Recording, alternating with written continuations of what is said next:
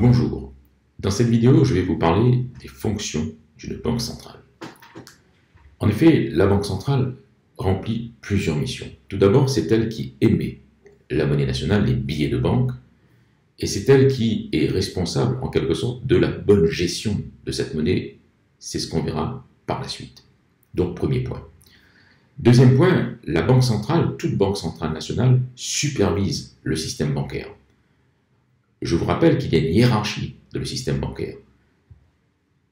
En haut, la banque centrale, et puis au-dessous, les banques commerciales, que l'on appelle également les banques de second rang. Et si les banques sont mal gérées, s'il y a un problème de gestion, à ce moment-là, la banque centrale a le droit d'émettre des avertissements, que l'on appelle en anglais des warnings. En effet, la banque centrale a le droit, et même le devoir, de veiller à ce que les comptes bancaires soient correctement tenus, à ce que les banques ne fassent pas de mauvaises opérations, à ce que les banques ne soient pas incitées à prêter trop d'argent dans un secteur particulier. On l'a vu par exemple avec la crise immobilière, où il y avait eu trop d'emprunts dans ce secteur, concentrés dans un seul secteur. D'accord ? En tout cas dans un nombre limité de secteurs. Et ça, c'est très mauvais. Donc, dès que la Banque centrale voit qu'il y a une anomalie de gestion ou une anomalie en termes d'orientation des crédits, trop de crédits dans un secteur donné, secteur immobilier ou secteur des télécommunications, comme par le passé par exemple, à ce moment-là, la Banque centrale est en droit d'émettre ces fameux warnings ou avertissements. Troisième point important, c'est que la Banque centrale est responsable de la politique monétaire, de la politique anti-inflationniste. Sur le plan macroéconomique, cela veut dire qu'elle doit mener une politique qui réduit au maximum le taux d'inflation. En effet, supposons que vous avez une inflation de 10% par an. Quelles sont les conséquences de cette inflation, de ce taux d'inflation? Première conséquence, bien sûr, le pouvoir d'achat des salariés sera diminué de temps.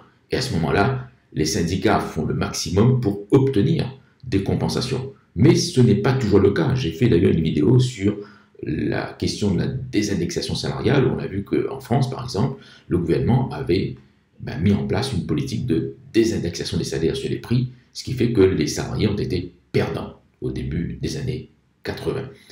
Le deuxième conséquence, c'est que cette inflation érode bien sûr l'épargne des ménages. Et ça, effectivement, c'est un gros problème.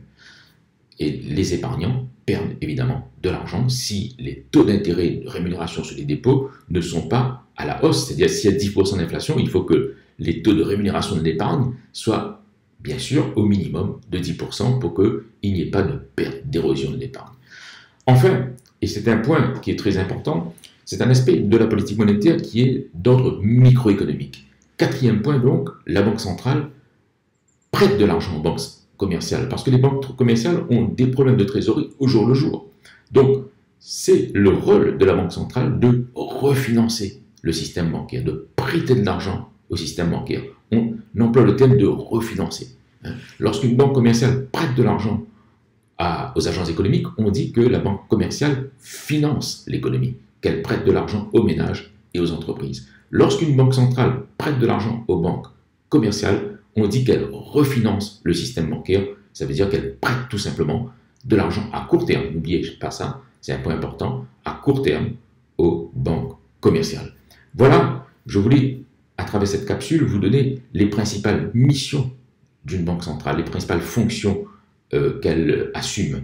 Voilà, j'espère que vous avez aimé cette vidéo. Si vous l'avez aimée, n'oubliez pas de la liker, de la partager, de vous abonner à notre chaîne YouTube, et sous la vidéo, vous avez le lien avec notre site www.economics.com, où vous trouverez bien sûr des offres de formation tout à fait exceptionnelles pour vous permettre de mieux préparer vos examens ou vos concours lorsqu'il y a une épreuve d'économie à passer. Je vous remercie, belle journée, à très bientôt.